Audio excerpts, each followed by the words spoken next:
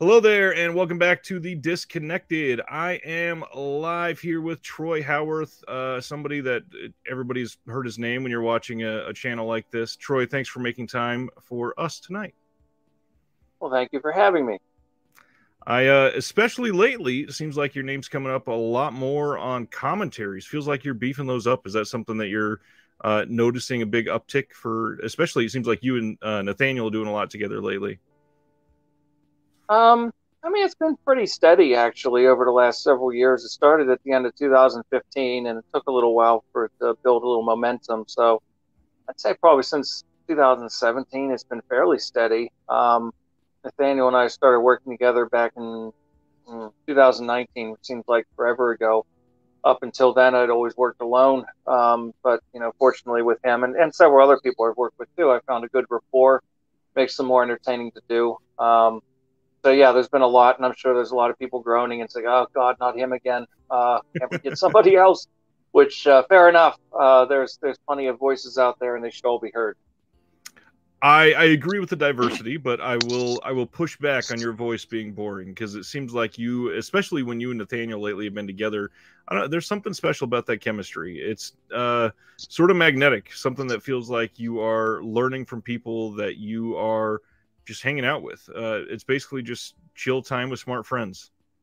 Well, I don't know about the smart part, but it is designed to be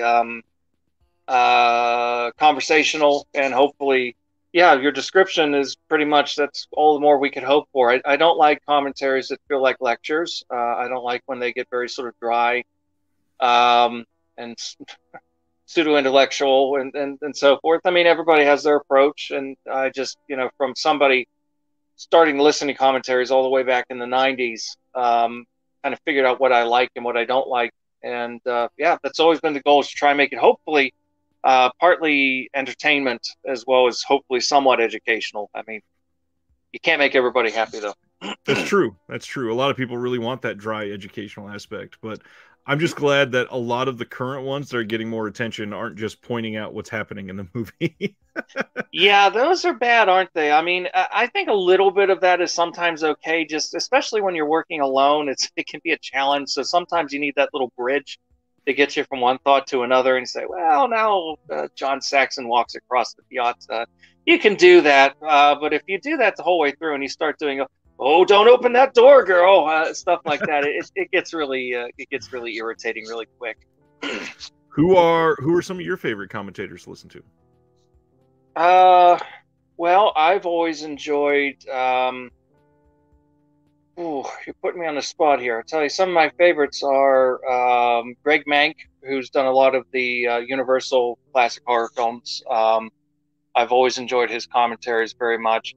Christopher Frayling, who sort of specializes in Sergio Leone, although he's done other things as well, but he's always great fun to listen to, very educational.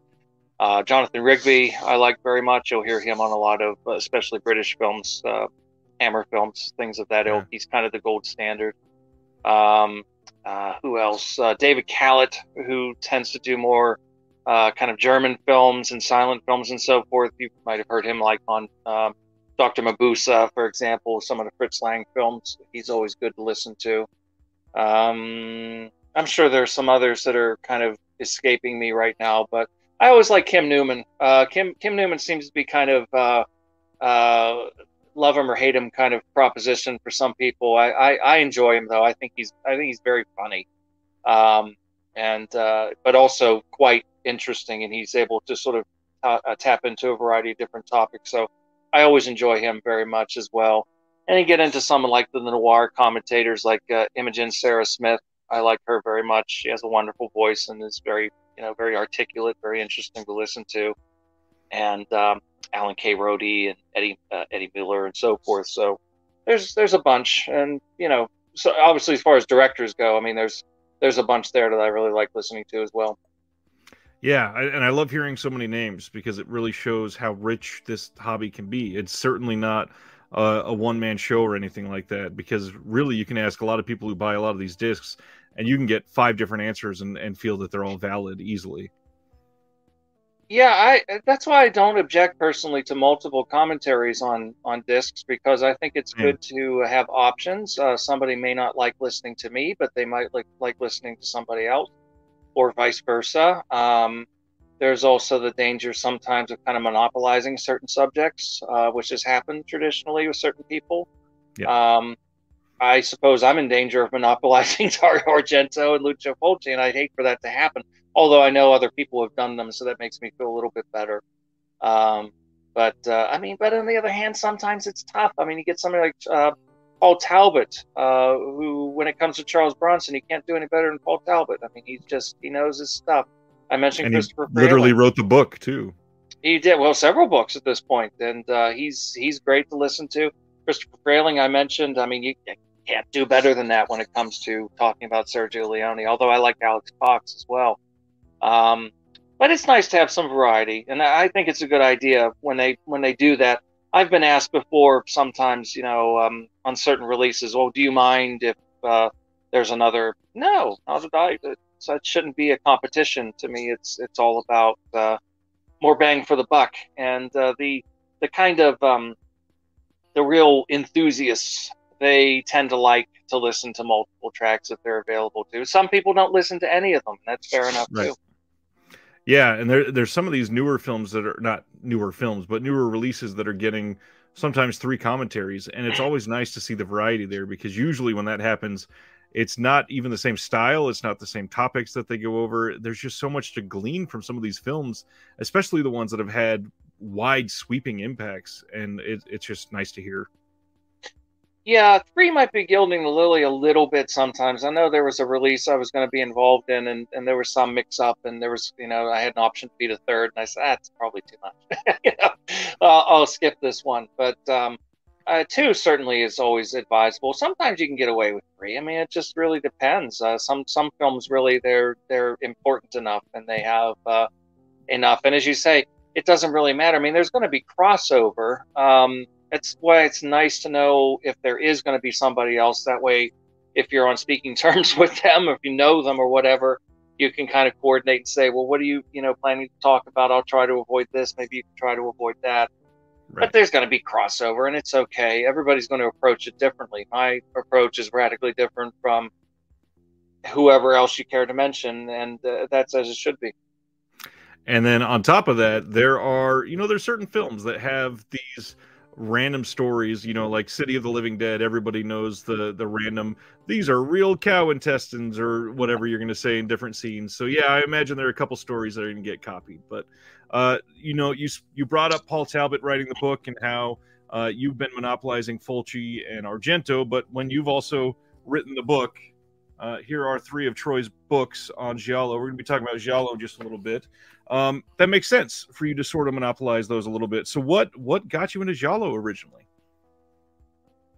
Well, funnily enough, I saw my first Giallo films before I knew what a Giallo was. I mean, in the '80s, growing up in a small town in Pennsylvania, you were kind of limited to what was either on the video shelves or what was on TV, and Right. they did run some weird movies late night on Channel 9, including The Night Evelyn Came Out of the Grave, which was the very first commentary I ever did, and probably the first Giallo I ever saw. Phenomena, Mm. Creepers would have been one of the early ones too. That was a very early commentary for me as well. I love So I'm wearing that shirt as you there mentioned. you go. Yeah.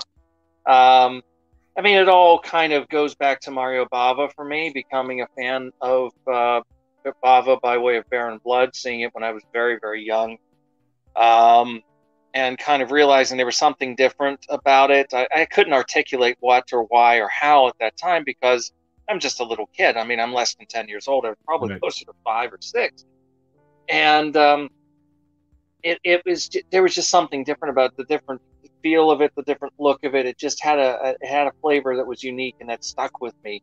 And gradually I started seeing some of those other films as well, and realizing there's something a little bit funky and weird about some of these movies, like the music and the voices are a little strange, and it eventually started to figure that out. And I did see in Phil Hardy's Encyclopedia of Horror Films, which is one of my kind of seminal books, that made me want to write about movies.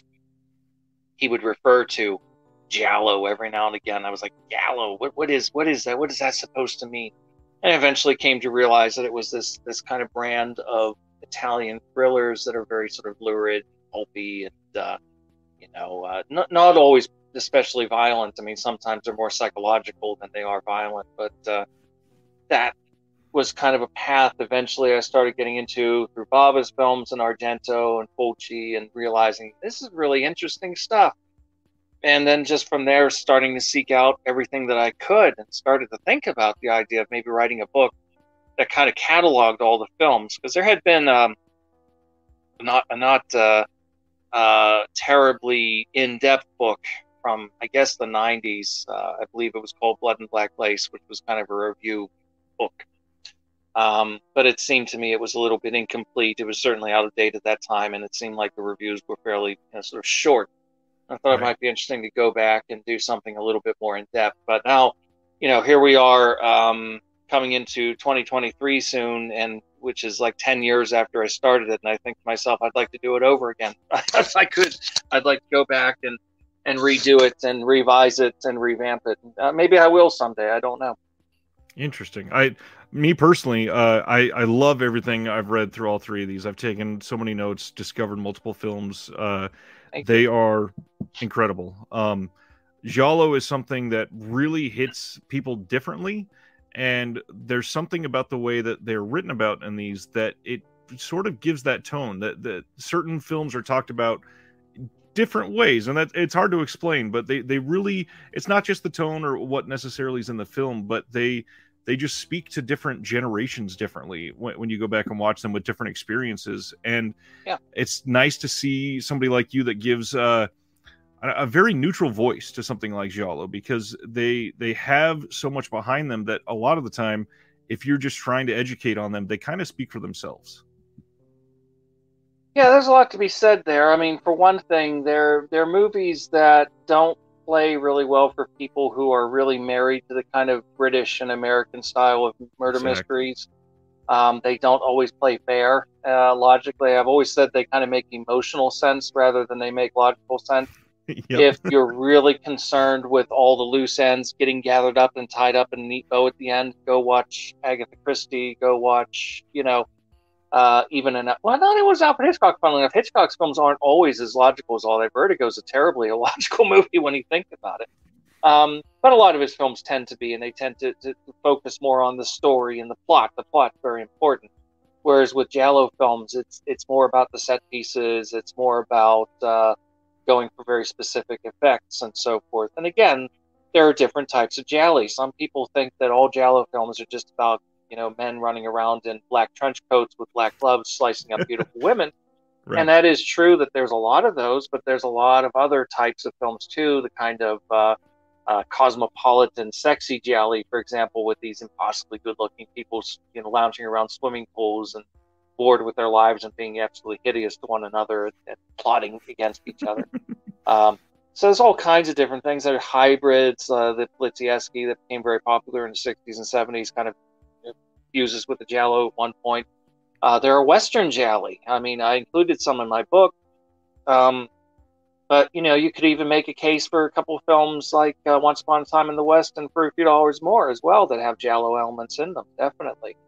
And hell, even after a certain point, they got so desperate that there's porno Gialli as well. You get things like Play Motel and Giallo in Venice and so forth, and even more extreme examples than that.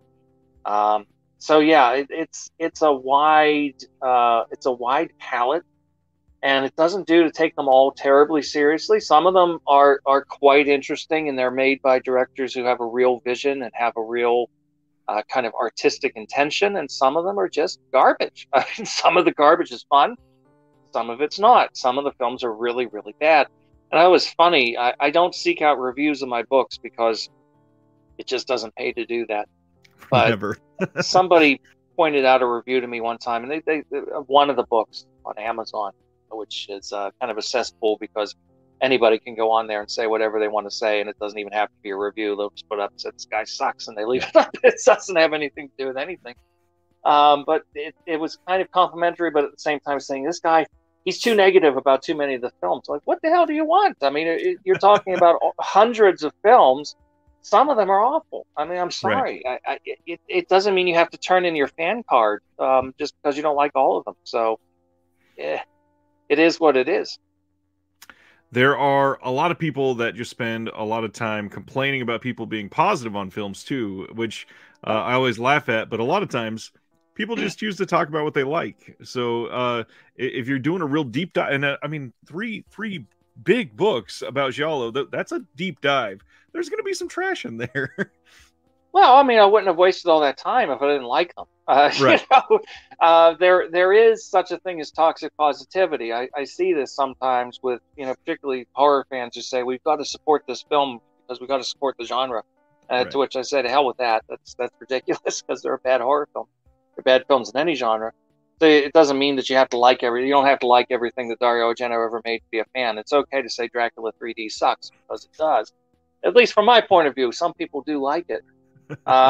But it is a matter of opinion, and I did talk about this recently. I put something up on Facebook about these people who sort of contort themselves into pretzels and try to somehow invalidate opinions of other people and saying you've got it wrong, you're wrong to not like this movie, or you're wrong to like it. Who cares? Just if you like it, then be happy with that. You don't need validation. You don't need other people to agree with you. If you like it, it worked for you. Yeah, that's that would solve a lot of arguments right there. That I've got a lot I want to say about that, but man, that was just kind of a perfect statement. I'll let that sit. You brought up Fulci, you brought up Argento. What are some more of your favorite directors?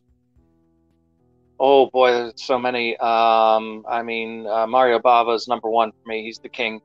Yeah, Dario Argento, of course, Fulci, Roman Polanski, canceled, I know, but I love his movies. I think the man's a genius. Whatever one thinks of him as a human being, whatever, but his films are extraordinary. Scorsese, um, Werner Herzog, William Friedkin, Fritz Lang, Michael Powell, Alfred Hitchcock, Terence Fisher.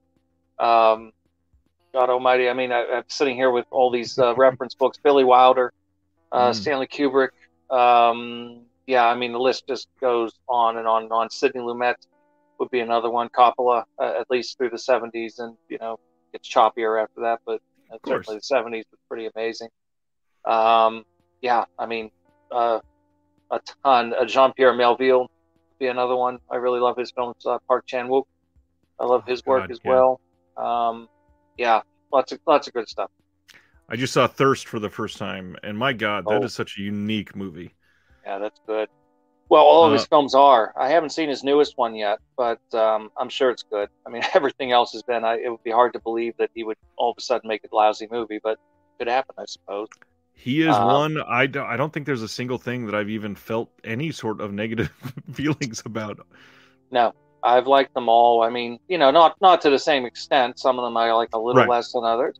But even something that is sort of a weird film like I'm a Cyborg and That's Okay is a really charming little movie. I mean, it's different than the other ones. It's slighter perhaps, but it's an endearing film.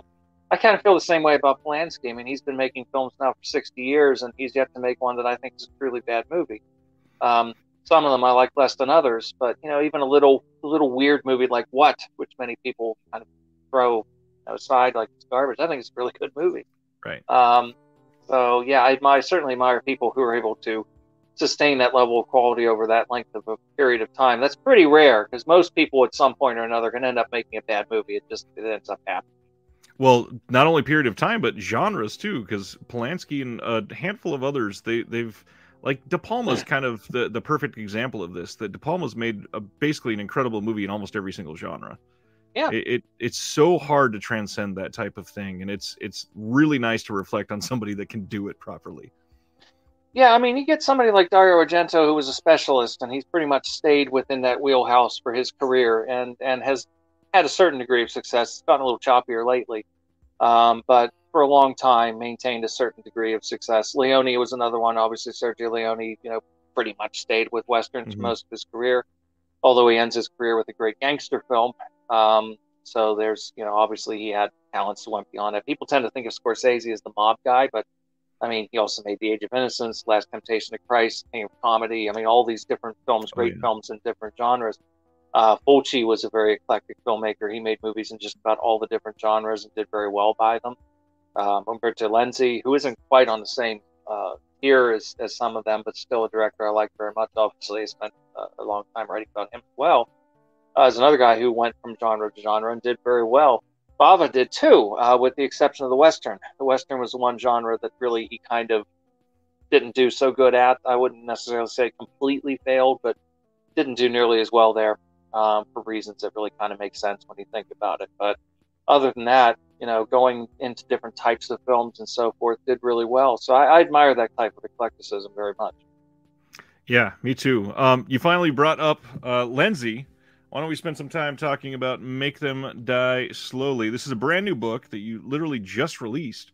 God, what is the official release date on this? Like 2.5, 3 weeks ago, something? Yeah, about that. It is, so far, really nice. This edition, especially, it's the hardcover, color pages. A beautiful book, by the way. It's an incredible feat to get something like this out in 2022, I would say.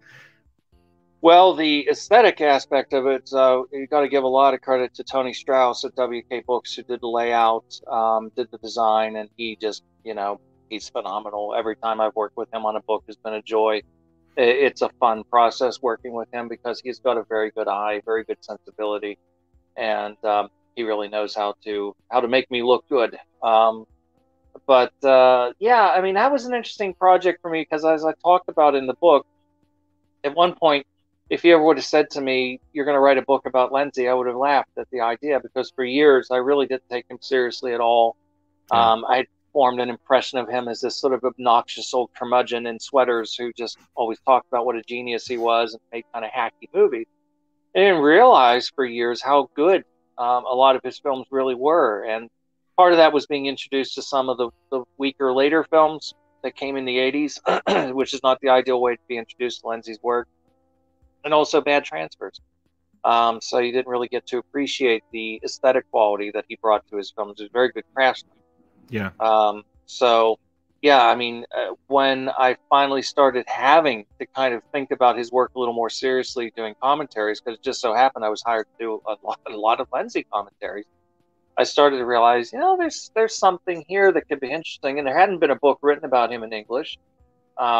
He's obviously very popular among the Italian genre fans. So I thought, well, I mean, it might as well be me. Nobody else has done it.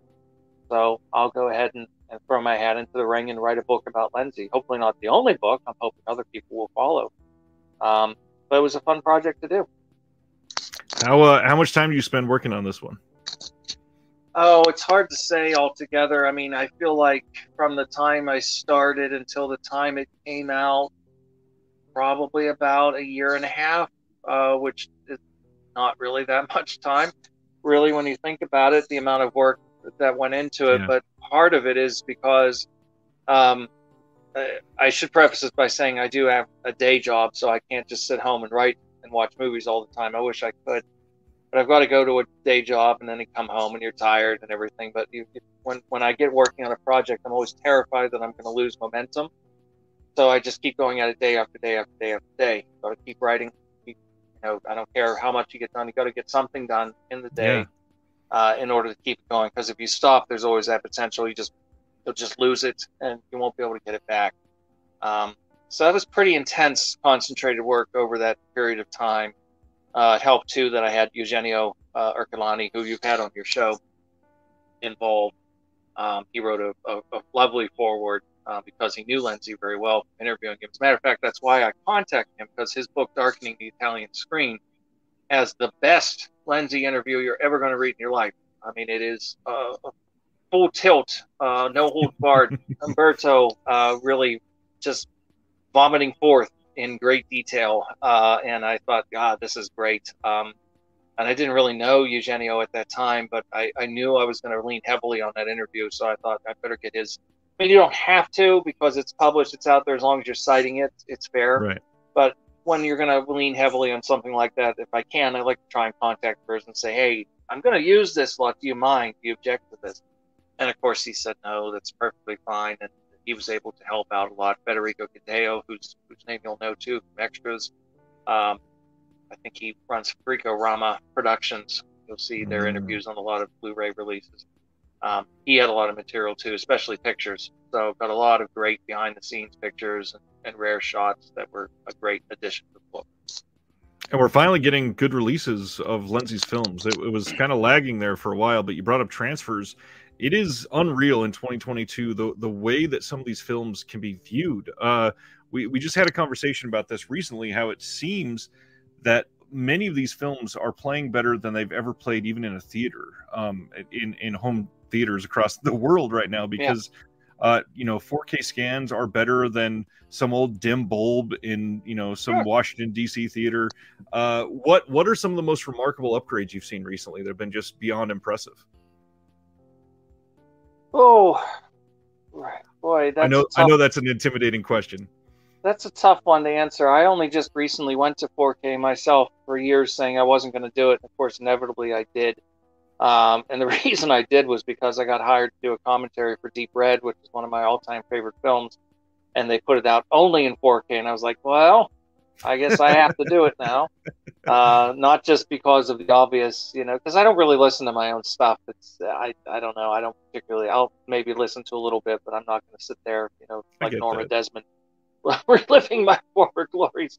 But because it's Deep Red, I was like, well, I've got to see what this looks like, because they did a new scan and everything. I'll tell you what, the Synapse Suspiria, which I was also happy to be a part of, that's an amazing looking transfer. If you get a chance to see that, 4K, that is really absolutely a sort of mind-melting experience in its own right. Some wonderful stuff with black and white movies too, like The Apartment. Billy Wilder's The Apartment looks fantastic. Really, really happy with that. And some of the John Carpenter stuff that's been upgraded as well. But also, I think by far the best, the most satisfying home video release ever of The Good, the Bad, and the Ugly from Kino, where they finally got it looking correct. It doesn't have that sort of ugly tint, yellow tint that it had for a while. And along the same lines, their new version of Fistful of Dollars was just amazing as well, because that last Blu-ray they put out was hot garbage. It looked awful. I got rid of it. I was so disappointed when I watched it. I thought this looked terrible. But the 4K looks absolutely amazing. I've been very happy with Kino. It seems like since about 2018, 2019, they started to really listen to feedback, and they've come around to just suddenly being this powerhouse. It's astonishing to me that they can release like 5 movies a week, and somehow 3 of those will be great releases of films. And it's not 2014 anymore, where they would just put out a film with a trailer and call it good. They'll put out a film with a commentary and maybe 1 or 2 other things, and then on top of that, 3 months later, it'll be on sale for $8. Yeah, that's the thing. I mean, there are a lot of really good labels now, which, I'm gonna go there. I'm gonna say it. I think some people think this. They don't want to say it. I really think Criterion's been coasting for years at this point. Everybody gets so, I hope they put this out on Criterion. Why? Right. It's already got a fantastic edition from. Why do you need it? But there's these people who have this. It's kind of like the name value, and they earned that for years. Going back in the 90s and so forth. But lately, I don't know, they put out some very flawed discs, and when they upgrade their movies to 4K, they're not adding new features. They're not doing anything really different with it. Right. I mean, don't get me wrong, they've done some amazing work. I love their release of Night of the Living Dead, for example. I thought that was an amazing release, but they ain't all cracked up to be these days, in my opinion, anyway. Whereas you look at some of these other boutique labels, like 88 has been doing amazing work lately. Arrow, obviously, made leaps and bounds over their early stuff too. Certainly. Synapse, Blue Underground, and so forth. I mean, Criterion, it's always going to have that cachet, I suppose, because it has that kind of name value to it. It's like Nike or Adidas or something. It just has that that special something. But man, from my point of view, I think they've been eclipsed by some of these other labels. I agree fully, especially prior to 2022. I've been saying since about 2016 17 or 18 that they're just not what they used to be. A lot of the stuff this year, the titles got me, but then they are coasting with the features again. And yeah, the 4K re-releases are nice to see some of these in the highest quality, but like you said, it's like Scream Factory. When you're putting out a 4K of something that you put out previously, at least give the fans something. And I get it. A lot of the people involved are either dead or dying. But there's like 55 people we can name right now that would be more than willing to do a new commentary for something.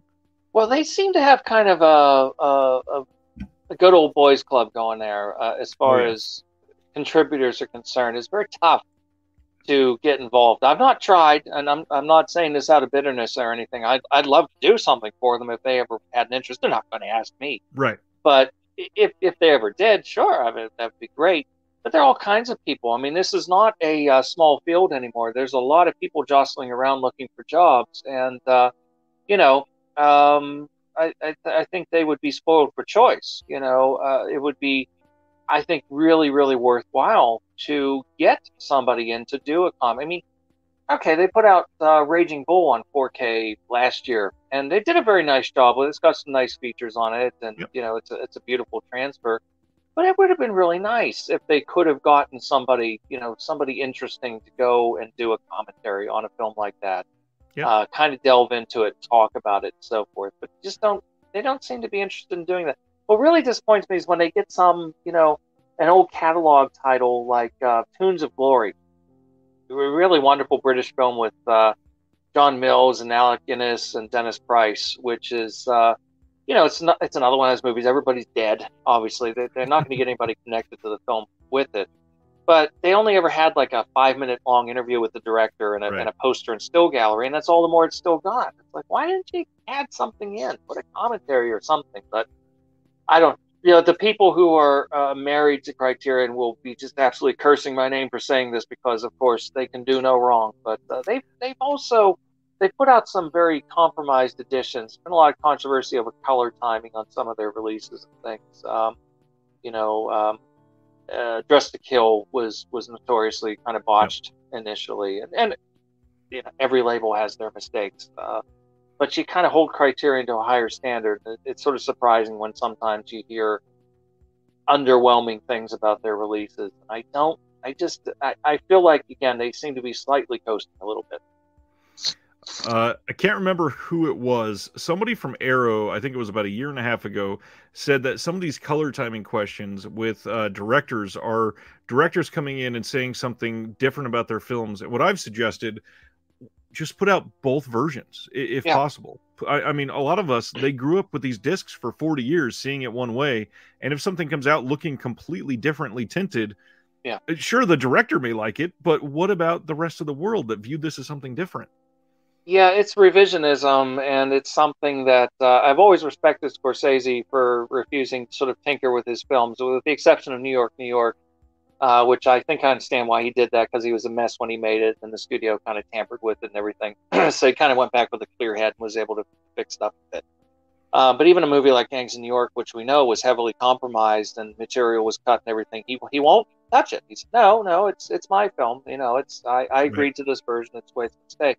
But you get people like Coppola and James Cameron and Ridley Scott and Michael Mann, and they love to go back, and George Lucas, of course, famously, tinkering with their films. And I don't have a problem with it, but they should preserve the original version as well as the new version. I think that's perfectly fine. I mean, Coppola going back and changing the Cotton Club and the Godfather 3 were improvements, definitely. He definitely made those into better, more coherent and cohesive films. And I know that The Godfather Part 3 is available in its original version as well. I don't know if the Cotton Club really is or not, but it's nice when they make both versions available. But of course, William Friedkin is really well known for loving to tinker with the colors and so forth. Mm-hmm. And I say let him tinker with it, but put, as you say, both versions on there. So you can have a version of Cruising that's really very blue, but let's have the version that we're familiar with the way it was originally shown as well. French Connection, et cetera, et cetera. I think that's perfectly fine. Or you have a really weird situation of something like Alien, which the theatrical cut is the director's cut. Ridley Scott has said this many times. That is his cut. The version that's sold as a director's cut on video is not his preferred version. That was just something he did to kind of appease the fans, add in a little bit of footage and take some footage out. And more or less runs the same running time. But they put in that scene with Tom Skerritt in the cocoon and all that stuff, and they sort of shortened some other bits and so forth. It's not really a director's cut. The Exorcist, the 2000 version, which I in many respects don't like, was really something he did to appease William Peter Blatty, who had for years complained about all these things in the film he didn't like. So he kind of did this to shut him up. But now he's like, oh yeah, that's my cut of the movie. Well, wait a minute. The 73 version's better. So all these kinds of things, this kind of revisionism and so forth, as long as the directors are doing it, I don't have a problem with it, but they should preserve the original version that we're familiar with as well. And the hardest part for me is that there are some of these instances, and not to just continue shitting on Criterion or anything, but their Miller's Crossing disc is kind of the biggest example of that recently. They took it's not a lot, but it's like 75 seconds worth of footage out because the directors said that they wanted it cut from the film. Yeah. That's not the same movie though. It's something completely different. And I'm really against censorship altogether. We got to be able to at least archive what we all knew so that we can have that history. Yeah, I mean, even sort of bastardized versions that were put out by the studio against the wishes of the director, I think should be preserved just for comparative purposes. Growing up in the 80s, the version of the Fearless Vampire Killers that I knew and fell in love with does not exist anymore. It was the version that Martin Ransohoff had completely overhauled and cut and redubbed it and tinkered with extensively. It's vastly inferior to Polanski's version, but I'd love to see it again. With the animated cartoon prologue and everything in it that they put in, and they kind of added all these silly sound effects and changed the voices and things. It's definitely a travesty, but I think it should be preserved just because, I think for the sake of sort of further research, you should be able to have access to it. That was one thing I was happy about when Nathaniel and I did a commentary for Jess Franco's film Justine. This was just announced today. Yep. The specs were announced today anyway. And as part of the commentary, we were talking about this shorter version of the film that was available for years called Deadly Sanctuary. And you never know whether these companies actually even listen to commentary tracks sometimes. I think they just take them and they slap on a disc and whatever. But these guys listen because they realized, oh, that would be an interesting extra feature to have. So they are now presenting Deadly Sanctuary as an extra on the disc for the first time ever. So I think that's really great. That's how you do it. I mean, listen to that. It's not something, especially with a lot of people don't know what it's called, but seamless branching on these 4K discs is where they take all the same footage that is in one version and utilize it for multiple versions of the same film, so you don't compromise the integrity of the compression levels or anything like that on the disc. And they unfortunately they have limited space they can put on these discs, and if they had to do that, I could see it being a problem. But with that, I mean, Blue Underground is the epitome of high quality on 4Ks. I don't know how many you've seen yet, but their 4Ks are mind-blowing. I've seen several. I mean, I've been fortunate enough to be involved in several, and I've got more coming. They're great. I mean, I'm absolutely thrilled with the way that Zombie looked, for example, and the New York Ripper. Absolutely beautiful. So, that's great when they can do that. Or alternatively, when you have a case like Ruggero Deodato going back and deciding to do an animal cruelty-free version of Cannibal Holocaust, which is fine, but there again, if you offer both versions, if you use seamless branching or whatever, or do 2 discs or whatever you need to do, as long as you're presenting it in a kind of a good way like that, and allowing people to have the option to see which version they want to see, which version they prefer, that's the way it should be. I completely agree. In terms of censorship, I didn't really plan on bringing this up, but we brought up Polanski for a minute. It sounds like you feel a lot of the same way about this whole cancel culture idea that I do. I'm curious, just so we could try to share with everybody, how do you try to separate the art from the artist? Yeah, well, cancel culture, it's a difficult thing to get into talking about because you sound like a right-winger, and I'm certainly not that. Um, there, I've always maintained that art has no moral obligations whatsoever. I think Bingo. the only sin art can commit is to be boring. So that's a very subjective thing. You know, you look at a film, you look at a painting, you listen to a piece of music, and respond to it or you don't. You like it or you don't. Yep. You either have the ability to articulate why you like it or don't like it or you don't. This is where you see online some people writing lengthy dissertations versus some people just saying it sucks. Yeah. It's both reactions are valid, but you know some people can get a little deeper than others. Some people don't seem to have those skills. When it comes to artists, I mean, Polanski's certainly an example. Klaus Kinski's an even greater example. I mean, there's a lot of stories about Klaus Kinski, and if even a fraction of them are true, he was a pretty despicable human being. Yeah. However, he was also one of the most compelling screen presences of all time, and I'm not going to throw out my films with him in them because of some of the things they say he did. I don't know that he did all these things. I suspect he did at least some of them. Polanski, certainly there's no ambiguity there. We know what happened, in 1977 and has been dogging him for years. Unfortunately, it resulted in a situation where his last 3 films have not been released over here in any shape whatsoever. You can get them imported if you know where to look. But unfortunately, that means that you're not getting an opportunity to see some really fine films now. Right. Whether you think that's a good thing or a bad thing, I mean, that kind of depends on what side of this argument you come down on. But my opinion is basically, if we start looking at art as if it needs to be created by nice people, we're going to be getting rid of a lot of the best art ever created. Because some of the best art ever created has been made by really awful people. I mean, go back even painting, literature, music, you name it. We have to get rid of everything that Richard Wagner ever wrote. So many different examples down through the years of people who are, what is the word? I can't think of the word now.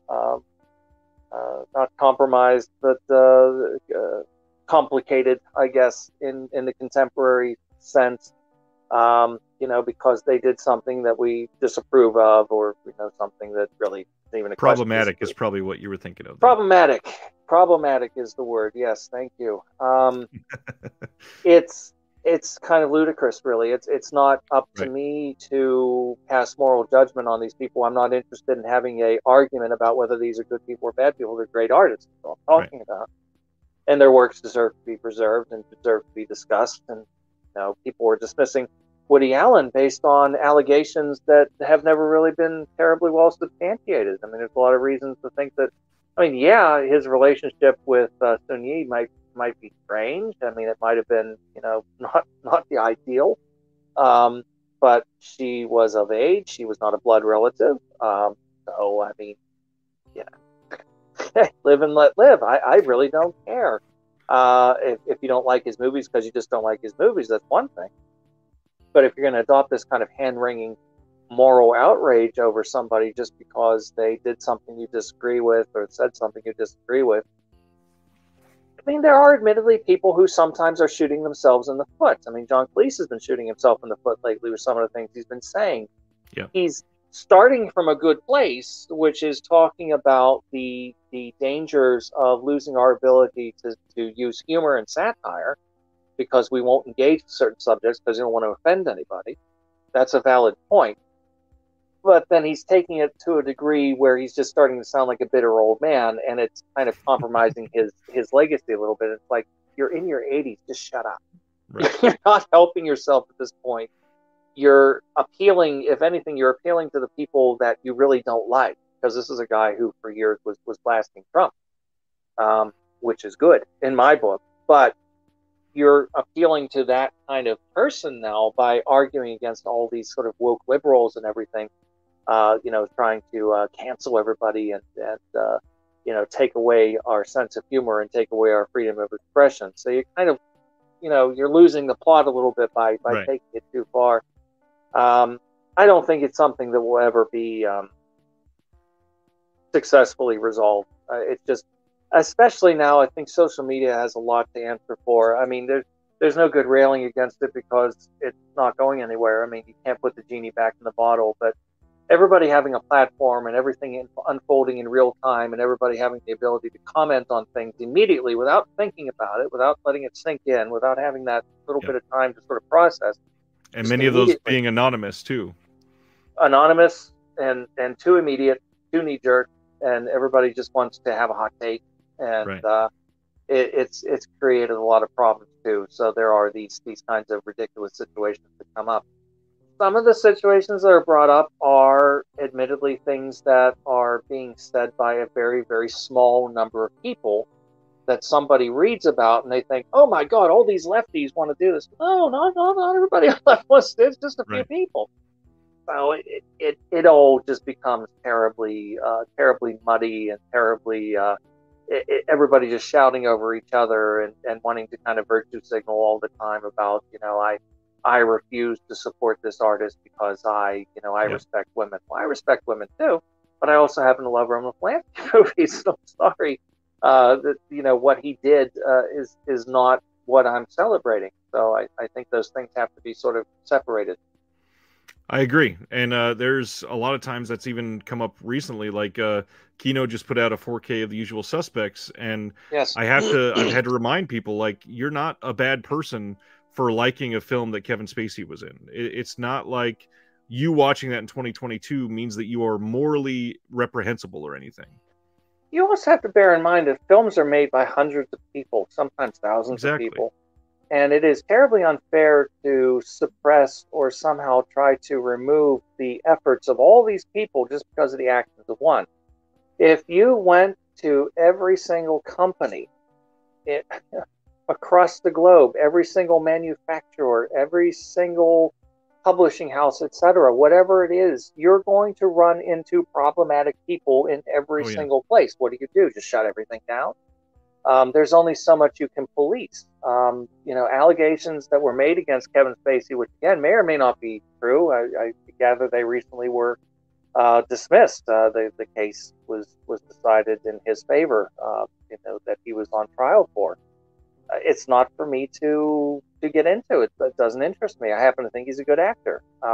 He's not one of my top 10 favorites or anything, but I've always enjoyed watching him. And I'm not going to throw out my copies of Seven or Glengarry Glen Ross, or even during early his appearance on The Equalizer, or his role in See No Evil, Hear No Evil with Gene Wilder and Richard Pryor. I'm not going to get rid of those because of the stories that, or to get rid of films produced by Harvey Weinstein, for example, who is undoubtedly a grade A scumbag.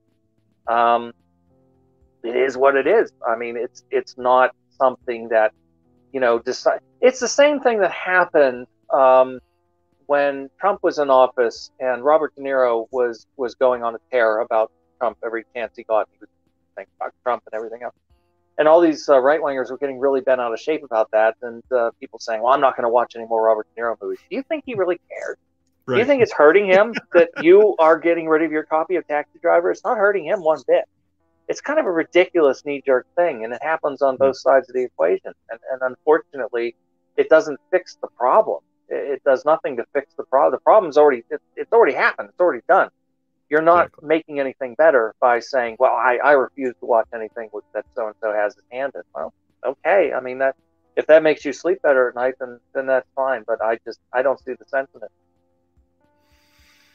I agree. And it's not like watching a Kevin Spacey film, even if the allegations are true, it's not like those, you watching that film means that somebody else is getting assaulted tomorrow or something. So it's in the past, it's art, we still have it. It's like going back and cutting the animal violence out of some of the Italian cannibal movies. Exactly. Not going to bring those animals back to life. I don't like that they did that either. It's not something that I personally am a fan of. I love animals. I mean, I'm also a meat eater, so I guess I'm a hypocrite on a certain level. Same. But at least, I mean, I don't kill them myself. I just go to the store and buy them wrapped in plastic, and I cook them. But what good does cutting it do? I mean, to remove that footage, what does that do? And it's not something limited to just grubby Italian exploitation films. You could point to scenes in Cat Garrett and Billy the Kid, the Sam Peckinpah movie, for example, or Apocalypse Now. Um, these things happen.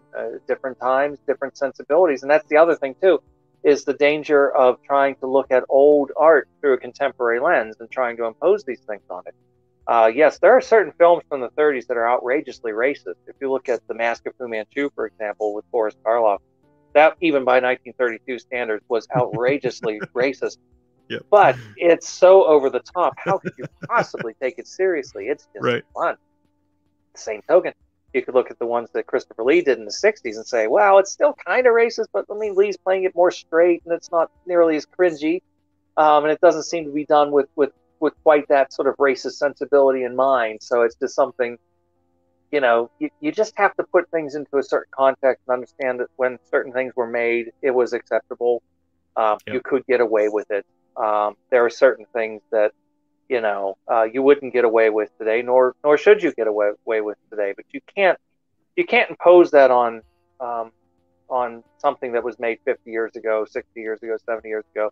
I remember when I was in college, a friend of mine was dating a girl who was a very, very outspoken feminist. I have no problem with feminists. I want people to understand that. But I thought it was hysterically funny that he said that they watched The Seventh Seal together, and this girl was just absolutely appalled by the way the women were treated in this film. It's set in medieval times. Right. This is how it was. You can't make this into an enlightened thing just because that's how it is now. It would be unfair. It would be inaccurate, and it really would grossly distort everything. So, hell, that would, in my opinion, that'd be more misogynistic. You're erasing the travesties that occurred. At least have them be visible so that we can keep them in mind, so that we can learn from them. Well, it'd be like suggesting you can't talk about slavery, or you can't talk about any of the other terrible things that have happened. You have to acknowledge these things. You have to be aware that they happen. The best way to ensure that something terrible is going to happen again is never talk about it. It's why banning books is so bad. It's not banning any kind of censorship. I'm not in favor of. I mean, it's just not. Again, it's not addressing the problem. I mean, certain words are not advisable to say. I don't use them myself, but I understand that in a certain context, you can have a racist character without being a racist person yourself. There's racist language in some of Scorsese's films. Does that mean that he is a racist? Absolutely not. But it makes sense for some of the characters that he deals with that are scumbags that they would have these kinds of beliefs. So therefore, they're going to say nasty things. And that's just the way it is. So that's a damn fine point. The other thing I wanted to point out too is where some of these films are made, because we are watching films in such a global sense now, especially people that are really into home video, that you can't really just brush aside that the Philippines were different in 1960 than the U.S. in 1960, or even something like Germany from a few decades ago, like Necromantic. That movie came out, and there is a rabbit. It's not even like online. It's described as a rabbit torture scene. It's just a rabbit butchering scene. There's not even anything like inhumane about it. They're just butchering a rabbit for food, it looked like. And everybody describes it online as this most horrendous, awful thing, which, yeah, it's not fun to watch necessarily, but the movie itself was made to go against censorship. Yeah, I mean, it's hard to fault a film when its objective is really to be disturbing. It's meant to be sort of confrontational. Yep. I mean, I think there's a limit to how much anybody can take. I mean, I remember there was something called August Underground that I saw years ago, and it was, I mean, it's fine for what it is. I mean, if you just want to watch an hour and a half of atrocities, it's fine. I mean, it is successful what it sets out to do. More contemporary example would be a Serbian film, which is, it's quite a well-made movie. I mean, to me, after a certain point, it took on an amazing predictability. I knew where it was going to go because I could just sense you're trying really hard to upset people. So I know where we're going to get to at the end. That's what happened. I mean, to me, after a certain point, it also becomes almost sort of unintentionally funny because it's like it piles on so much that it's too much. But I mean, if a film is really setting out to do that, if that is its MO, then one must accept that and go along for the ride, or else just not watch it. I mean, don't watch Sallow if you have a particularly delicate sensibility, because that movie um, hits you over the head for 2 hours with really harsh imagery. All in the name of decrying fascism. We all know fascism. Well, we don't all know it. Obviously, some people think it's fine. But most of us reasonable people know that fascism is good. But 2 hours being punched in the face and being reminded that fascism is bad. Yeah, I mean, that's exactly what it is. And it's hard to get too worked up about that sometimes, if that's what the filmmaker is trying to do. Sometimes kind of confrontational, nasty, vicious, violent movies work for me, and sometimes they don't. It's very true. Protest cinema is there and exists for lots of different reasons. Period. So back to Giallo. How about we get into Giallo? We were speaking beforehand of what we want to talk about, and you and I share the sensibility of enjoying a lot of different things. So I was curious what to talk about first, but really the thing that really got me into Troy was these Giallo books, and so I figured why not go back to something that I loved hearing from you about. So I wanted to share with everybody Troy's thoughts on five to get into Giallo if it's your first time or you're getting interested in the genre, and then 5 great deep cuts. So let's go with the intro to Giallo films first. Let's go with your first one. Well, Blood and Black Lace, Mario Bava. I mean, it's the one that kind of sets the gold standard in many respects. It's the first of the body count gialli. It all kind of goes from there. I mean, there's really not much to be said beyond that. I mean, it is the first film to feature that sort of iconic imagery and the really incredibly intense murder sequences, which are still disturbing because there's a real physicality to them. I think particularly the scene of the girl getting her face smashed against the tree trunk. Yeah. Really nasty. I mean, it has a real intensity to it. But contrasted with the glamour and the sexiness and the beautiful sort of poetic imagery and so forth, if you really want to get a sense of what a giallo is all about, it's hard to top that one as a primer. And it's genuinely still such a great film, especially for when it was made. It shines. I'm trying to think. I don't think there's any even current release of that one in print right now. Do you know of any? Because I know the Arrow one went out of print. Oh, did it? I didn't know that. I know VCI put out a version, but I never looked at it because it's VCI. I'm sorry to say that, but I tend to avoid their discs. Yeah, I wasn't aware it had gone out of print. Well, hopefully somebody will pick it up and do a nice 4K at some point. Yeah, I would agree with that. And I think a lot of Bava's films would benefit from 4K and not... when people hear 4K, they just start to think of the resolution. But a lot of these, because of the dark imagery and literally the dark cinematography, that HDR to stop the black banding in the corner of your screen when you're watching on, some shitty LCD panel or something, that's where these are really going to show up and shine for you.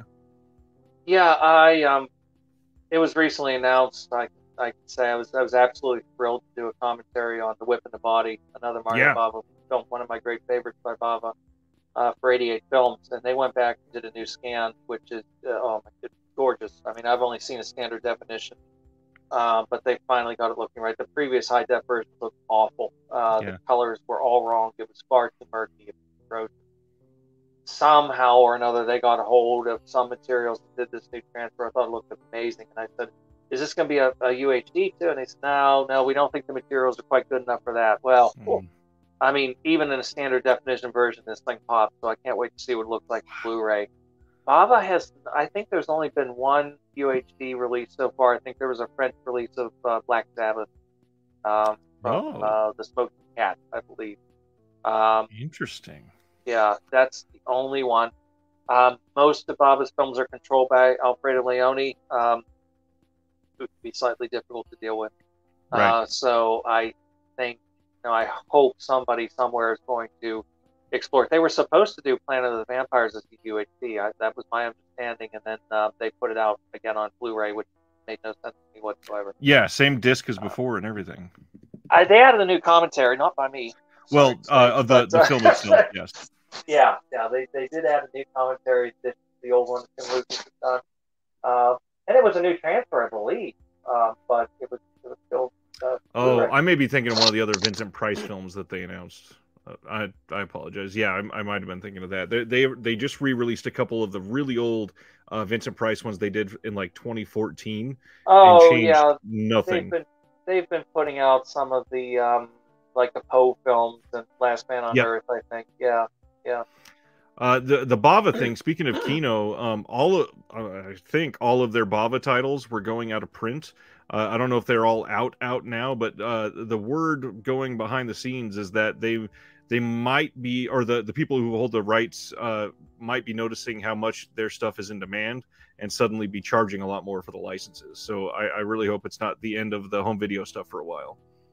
It happens, unfortunately. I mean, I was so impressed that David Gregory was finally able to get Rene Chateau to agree to doing Faceless, because he'd been asking for the moon and the stars for ages for that film. Right. I mean, some of these people, they ask for, there's a lot of complaints about re-releasing the same films over and over again, and why don't they put out this film, put out that film. There are a lot of reasons for this. One of them is sometimes the right holders are impossible to deal with. Sometimes the materials just simply aren't there. Sometimes they can't figure out who owns the rights. Some of Lenzi's best films, for example, I've been pushing for releases of from Corleone Brooklyn and Violent Naples, and they just can't seem to figure out who owns the rights. I mean, we thought we'd figured out who it was, and it turned out they denied it. So it was like, well, I don't know who owns these films. So there are certain ones that are just difficult to get access to for that reason. But I also don't object to re-releasing the same films over and over again, as long as you're going to do them better. If you can get a better transfer and hopefully add in some new extras too, I don't see a problem with that. All right, what is your second intro to Giallo film? Deep Red. Nice choice. Deep Red is my favorite Giallo. I mean, it's another one. If you really want a sense of what these films are like, what they're all about, it's an ideal primer in many respects. It is probably the most cohesive of Argento's Gialli in many respects. I think he really benefited from the participation of Bernardino Zapponi on the screenplay. Zapponi had worked a lot with Fellini and was great at taking kind of wild ideas and giving them shape and substance and creating a coherent narrative. So this is one of the movies that actually kind of makes sense. There's still some bits that really don't make a lot of sense. The doll doesn't really make any sense, but I'm glad it's there. So it's okay. And the movie does wander off into the irrational, but that's intentional. So it's not like it's sloppiness. It's an intentional thing that Argento likes to do. I love David Hemmings in it. I love Daria Nicolodi in it. They make such a great couple. And of course, the music by Goblin is just absolutely, mind-blowing to this day. I was fortunate enough about 2.5 weeks ago to see Goblin playing with Suspiria at the local theater here. They played it live, and afterwards they did like a full hour and 10 show of just other themes, modern music that they've been working on. And when they played Deep Red, it hit so hard live in person. They are special. Yeah, it's my favorite of the scores they've done, Deep Red, even though it's not entirely theirs, because Giorgio Gasolini was hired to do the score originally, and so some of the music is his. But I love that score. I love the film. I mean, it's just an amazing piece of work. I mean, it's really Argento coming back to the Giallo and saying, I'm going to, make the Giallo to end all Gialli, which I think he did. To me, it's the absolute best that the genre has to offer. Absolutely. Number 3, then. Well, I hate to keep with Argento, but I will put number 3 with Bird with the Crystal Plumage, just because I think that's another one that's just a great primer for people. It's another one that actually tells a really kind of gripping, compelling story that essentially makes sense. It follows a nice, coherent through line. It's a little more sort of straightforward and linear than some of his later films. It's a little less eccentric. It has wonderful, wonderful humorous touches in it too. Some of the characters, the stammering pimp, So Long, for example, or Mario Adorf as the cat-eating painter who's walled himself up in the house and paints mystical scenes because he's feeling mystical. I love that film. It wouldn't, frankly, wouldn't be in my top 10 if we're making a top 10 list of Giallo films. But I think as intro movies go, that's a really solid place to start. Did you happen to see Dark Glasses yet? Yes, I did. How do you feel about that one? I think it's the best thing he's done, best feature he's done since the Stendhal Syndrome. I think Stendhal Syndrome is his last great film to date. Dark Glasses is not a great film. It's one of those things. I was talking with somebody recently about the Halloween sequels lately, and I drew this parallel that, you know, fans sometimes, it's like when you're being fed dog food for years, and all of a sudden you're handed a fatty, overdone, you know, rock hard piece of steak, but it's still steak. Right. And you think, this is really good. You know, the new Halloween movies weren't that good, but they're better than the ones that came right before it. Dark Glasses, I wouldn't put down there. I think it's a good film. I think it's a genuinely good film. I did see some of the fans really kind of losing their minds over it, acting like it was, it's not that good. It's good. It's a good movie. And for 21st Century Argento, that will do. So I like it. I actually do like it. I think it has some really interesting things. I love the relationship between the girl and the little boy, which recalls the relationship between Carl Malden and Cinzia Corellis in Cat of Nine Tails. So it's a movie that has all kinds of callbacks to his earlier films, and it's a slight plot, which is borne out by the fact it's a very short film. It's less than an hour and a half, which is very short for Argento.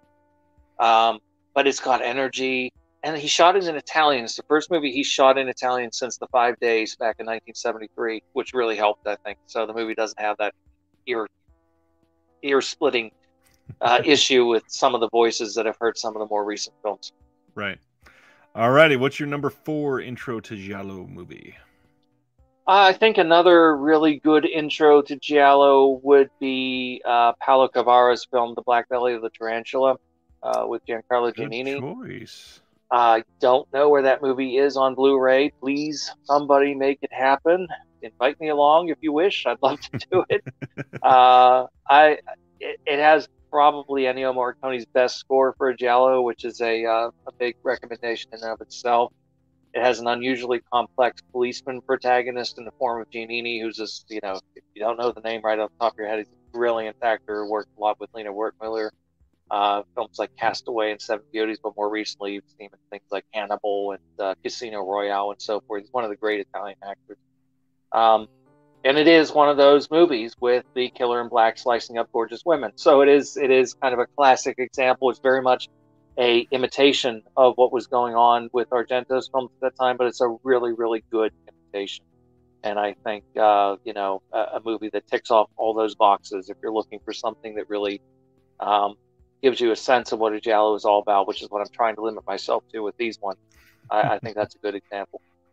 Yeah, and I think for the people that are trying to get into the genre, that's got to kind of be where you start, is what are the quintessential, this is what it's all about type of titles. And so far, these 4 have nailed it. Eager to see your 5th one here. So what is number 5 then? Number 5, I could go in a couple of different directions, but I feel like I need to have Fulci here. And I think for a kind of classic representation, you would be hard-pressed to do better than Elizabeth in Woman's Skin. One of his best films, great cast. I mean, really, really distinguished actors in it, like Stanley Baker and Leo Genn, in addition to the more familiar Giallo faces like Anita Strindberg and Jean Sorel. Another great Morricone score, trippy imagery, Francis Bacon-inspired dream sequences. There's an animated bird at one point. It's like something out of the Alfred Hitchcock, Salvador Dali dream sequence in Spellbound. Lesbianism, lots of blood, hippies. What else could you ask for? I mean, it's just a great little montage with Leo Genn and his family sort of having dinner, very stuffy, buttoned down. Leo Genn complaining about, those neighbors next door making all that racket, and they're having an orgy next door and smoking pot. Oh, it's just great. It's great stuff. It is really great Blu-ray out from Mondo Macabro on this one. Yeah. This is yet another one I think would do very well on 4K, especially with Fulci's. I don't know. There's something about his cinematography that just begs you to pause every scene and digest it in, because he has such an eye for it. Like, his angles are just one of a kind on most of his films. Like, Don't Torture a Duckling. I don't know if that's going to be a part of the other top 5, but that movie is astonishing for for every single scene that you pause and just look at every corner and go, he knew what he was doing in every single shot. Yeah, it mystifies me when people dismiss him as a hack, because I suspect it's because of some of the later films. The later films were heavily compromised, A, by his own health, B, by the budgets. I mean, he just wasn't capable at that point of getting the same results. Although they're better films than they're often given credit for, the later movies, I tend to like them more than most people do. But if you look at his stuff in the 60s and 70s and into the 80s, he was doing things that Brian De Palma got a lot of credit for later, using split screen, split diopter, things like that, especially in Lizard and a Woman's Skin, but also in Perversion Story, which was his first Giallo from 1969. Really, really cutting edge stuff, really inventive, dynamic filmmaking. And another man who just, had boundless talent. He made great Westerns. He did one, Poliziesco, but it was a really good one. Did some good comedies. He did some good action movies. I mean, he did a little bit of everything and did them really, really well. Since we get on his subject for a moment, I'm curious. Obviously, Severin is diving deep into Franco, and Mondo Macabro's done a few. Fulci's kind of similar in a lot of aspects to Franco's output, at least. Do you think there's a chance anytime soon that we get to see any of those early Fulci comedies on Blu-ray? Because I don't think anybody's dived whatever into any of those movies yet. It would sell great for like 3 people. I think you and me and Nathaniel Thompson, we would buy them. I don't know if anybody else would. I would love to see it happen. Nathaniel and I have talked about this before, because there are other directors too, like Massimo Dallamano, and there's some lesser known films that he did, like The End of Innocence, for example, or Innocence and Desire. I'm like, I'd love to see that put out. No. I don't know, but. You say that, and Severin's got the 5 days coming out, not just on Blu-ray, but on a 4K UHD. Now that, you could have knocked me over with a feather. I thought they were just doing Blu-ray. I had no idea they were going, well, go big or go home. I'd love to see it happen. I think they should absolutely do a box set of Fulci comedies. Companies like Severin, as they are releasing more and more box sets that are intriguing people and buying them and so forth, they might be able to rope some people in with something like that. I think it would be worth a try. I would certainly love to see it happen. His comedies have a lot of manic energy to them, especially his Franco and Ciccio films. Franco and Ciccio were kind of, they were like Abbott and Costello, Sicilian comics. The humor doesn't always translate. It's very topical. Right. It's very political. It's very, it's very relevant to the time. And a lot of the gags just aren't planned. But I think they're interesting films, and I would certainly love to see it happen. I don't know how they would do, and I don't know if anybody's going to take a chance on it, but I hope that somebody will. I think with Severin's box sets, a good Severin Lucio Fulci comedy box set would do gangbusters. I mean, if they can sell us Adamson and have that go out of print immediately, come on. Well, I think, if they would do it, they would be wise to also include something like Young Dracula, which is, that's Fulci in vampire terrain. It's got John Steiner in it. It's got some names that would be, actually Ciccio's in that one as well. Funnily enough, Ciccio and Grassi is in that. You could maybe put in My Sister-in-Law, which is the Edwidge Fenech film that he did, sexy comedy.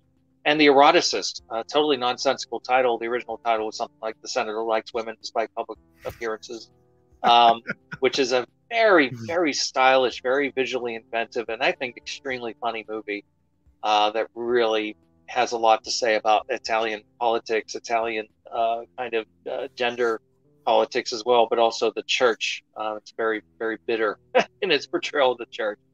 So maybe put those 3 films in and add in a couple of the early black and white ones, and maybe you'd have a winner.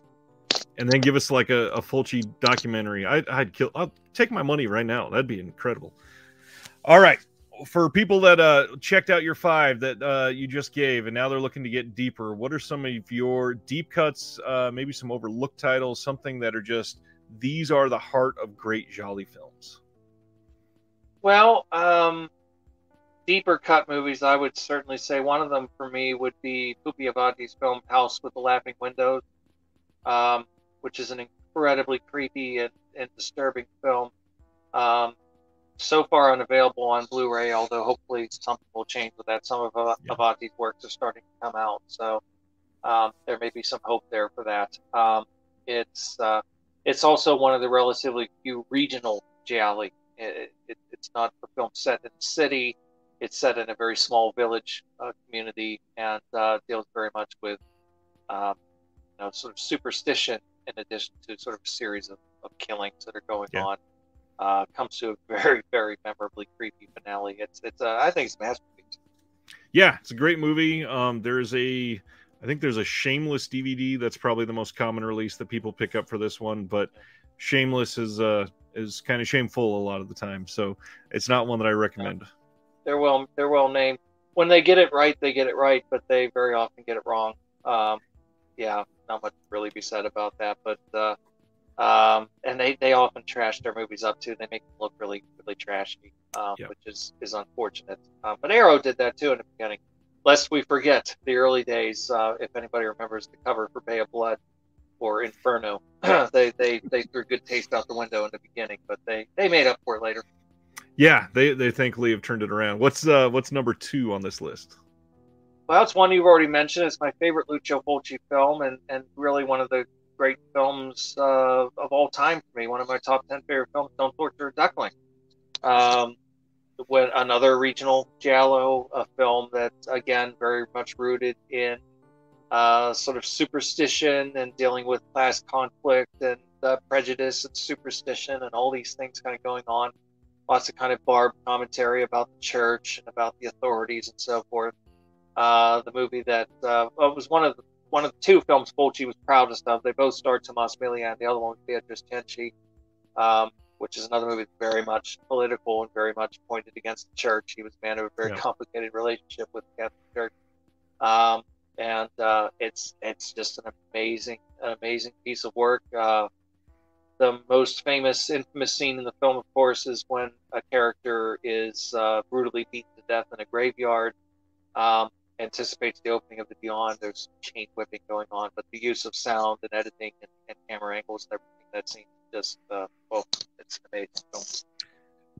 Yeah, Don't Torture a Duckling is one that kind of changed giallos for me. By the time I finally saw this, I said, so this is what they can do. Basically, it really elevated the appreciation for these films so much for me, because this is, in my opinion, Fulci's masterpiece. Everything about this is just a breathtaking, immersive experience that is so hard to not have it sit with you for a couple days afterwards, because it's so thought-provoking. I love that movie.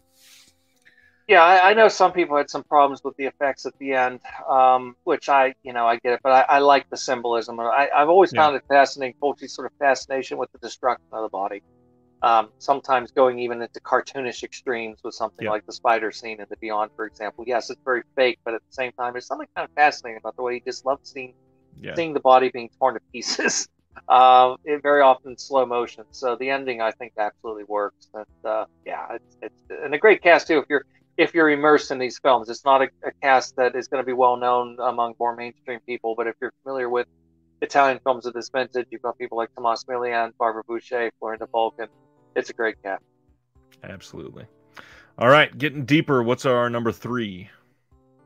Trying to think of more kind of offbeat, unusual gialli, and one that comes to mind is a movie that Mondo Macabro put out recently called Hotel Fear, or Pensione Paura. Nice. Francesco Burilli film, which is a very, very interesting film, another regional film.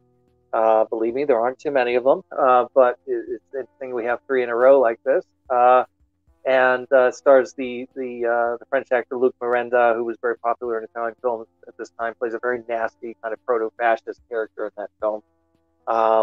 And a very, very interesting kind of weirdly unsettling film that sneaks up on you. It's a movie of subtlety. It's got a lot of great sort of tactile little touches in it that really kind of immerse you into the film.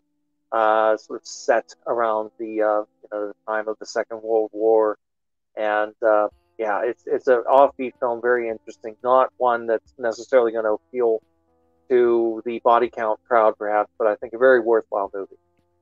I unfortunately have not been able to see this one yet, so that just intensifies my desire to see it. And from everybody that has picked up this Blue, I've only heard great things. That it was the winner of that bundle. It was one that people really appreciated.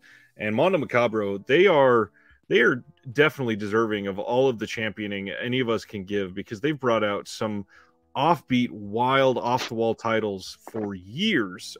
Pete and Jared together, they've got something magical going on, because none of the movies are truly, when you put 12 of them together, they're not similar necessarily, but the label has this odd personality that is just like, I know that when their name is on something, I know I'm probably going to love it.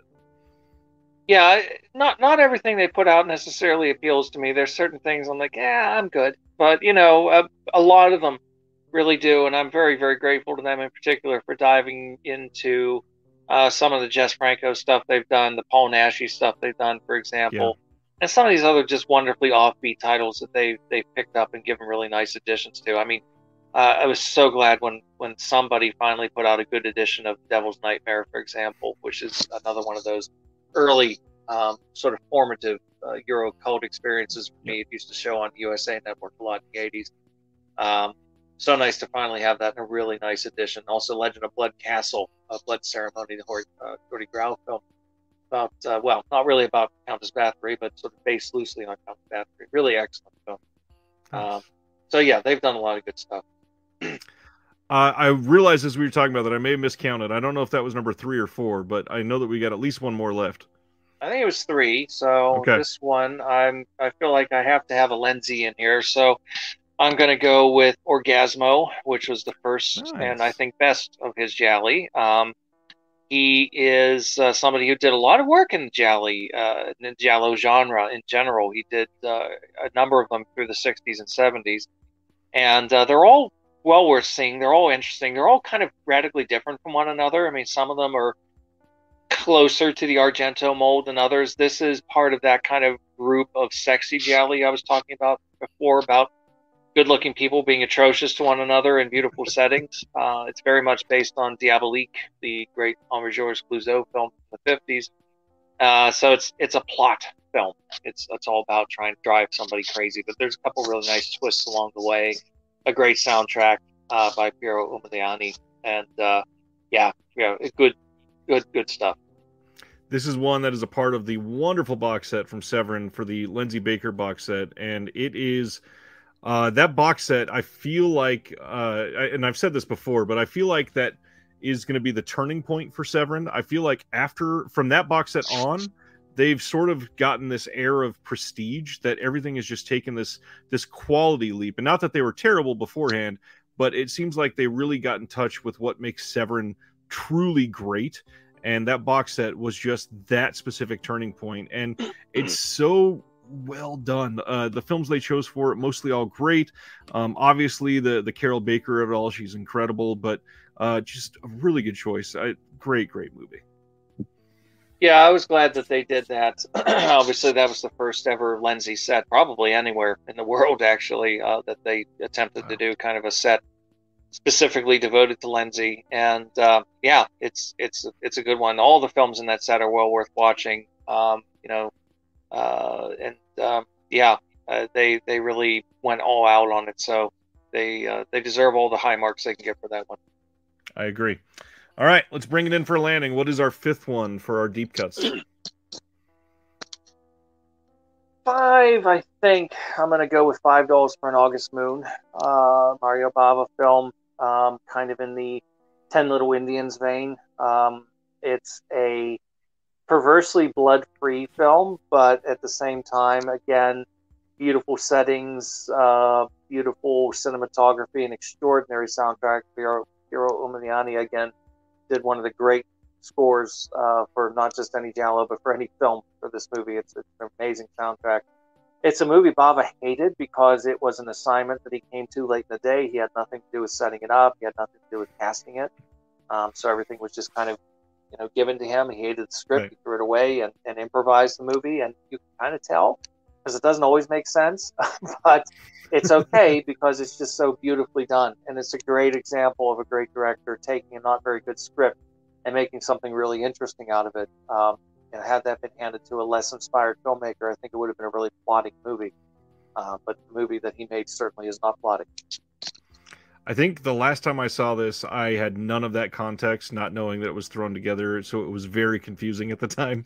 But knowing that and knowing much more so who Bava is now, it is much richer than if you would, if you saw this as an opening to Giallo film and that was one of your first tastes, you would probably be turned off pretty quickly. So yeah, this is a good deep cut choice, and I think that it's one that is deserving of a nice, really strong release and needs one.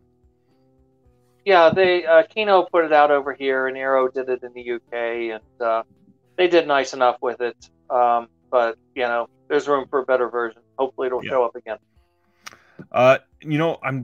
Don't think we've mentioned Vinegar Syndrome at all tonight. How do you feel about their little forgotten Jolly box sets that they've put out so far? I was involved in the first one. I did a commentary on a movie called Trauma, not to be confused with the Argento film, but it was Leon Klimovsky's last film, the Argentinian film director who did a lot of Paul Nashi's film. It's a really odd film, and actually a movie that significantly improved, seeing it again in a better version compared to when I first saw it, when I wrote about it in third volume of The Deadly So Perverse. So again, it's helpful to see these things in good editions. I mean, I thought they were sort of hit and miss as far as collections go. Some of the films were, they were from the shallow end of the pole, let's say. But some of the films were really, really quite good, and I was really glad to see something like Autopsy, for example, or My Dear Killer, another one I think is a really, really good film, getting a release. Forgotten, I don't know about Forgotten. I mean, some of them are fairly well known, so I thought that was slightly odd as a name. But and of course, it gets into the complicated issue too of what is a Giallo and what is not a Giallo, and different people have very different feelings on that particular subject. So, but I thought it was a worthy series, and I hope they do more. I agree fully. The Forgotten part is the only thing that I've ever really had an issue with, because many of these are titles people have been clamoring for years. I wouldn't really call them necessarily forgotten. Last question for you, just so you can have your night back. I always laugh because there's so many people that are quick to say something that comes out in 2022 is like a modern American Giallo or something like that. So often I don't even get the parallels. It seems like sometimes they're just grabbing onto bright colors or something. Are there any films from the last, say, 10 years that you would say really fit the mold of a modern Giallo and really kind of hit all the spots for you that you've enjoyed quite a bit? I'll give you one that was supposed to be and that wasn't. That was Last Night in Soho, which I saw. I didn't particularly care for, to be honest with you, and I was like, I don't see how this is anything like Giallo. And the colored lighting, okay, yes, you get that in Bava. You'll get that to a certain extent with Fulci and Argento, but not so much in a lot of the other films. It's not really, they don't really tend to go, that's really more of an Italian horror thing. That's sort of the Gothic, or like, the Argento, Suspiria, Inferno type thing. So I think that was a bit of a, mishmash, kind of an idea that people latched on. Oh, it's like a Giallo. It really isn't. Over the last few years, something that really got it. I mean, I think, and I didn't like it at first. It took me 2 or 3 viewings to really come to like it, but I really grew to like Berberian Sound Studio. That is admittedly probably closer to like an Antonioni film than it is to a typical Giallo. The typical Giallo is really more of a mainstream kind of slightly trashier movie, so it's not really as sort of ethereal and artsy as all that. But I thought that film got that atmosphere and that kind of feeling of suspense down rather well. So I would certainly point to that one as a good example. It's a good choice. I'd probably throw out Knife Plus Heart. I think it got the black glove killer aspect. I think that even a lot of the thematic sides of it you could throw in with some of the sexier Giallo, at least. It's a really well made movie, and also got a good release from Altered Innocence, the Vinegar Syndrome partner label. Very, very interesting too. Nice modern take, I would say. Yeah, I'd like to see somebody like Aspar Noé do something in that vein. Yeah. I'd love to see him do something like that. He definitely has that capacity for that kind of style. If you look at something like, I feel like the Climax is far closer to the remake of Suspiria than the remake that we got, which was an interesting film, not nearly as good as the original. It was interesting. It was too much. It was too excessive. It was too indulgent. It was far too long, and there was far too much Tilda Swinton for my taste. But at least they took it in a different direction. I could respect that. But I thought the Climax was really like, oh, that's closer to what I thought, with the pounding music and the aggressive style and everything, and just kind of unrelenting, just punching you. I thought that was far closer to what a really good remake of Suspiria ought to have been. So I'd like to see him do something like that. He's a director kind of rises above any kind of real genre, though. He's almost just a genre unto himself.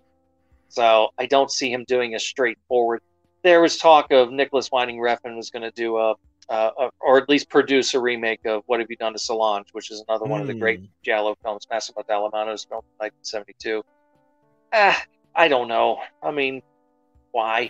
If he could do it, if he could do justice to it, then why not? It could be interesting, but I kind of wonder. I don't know how that subject matter would play today. Right.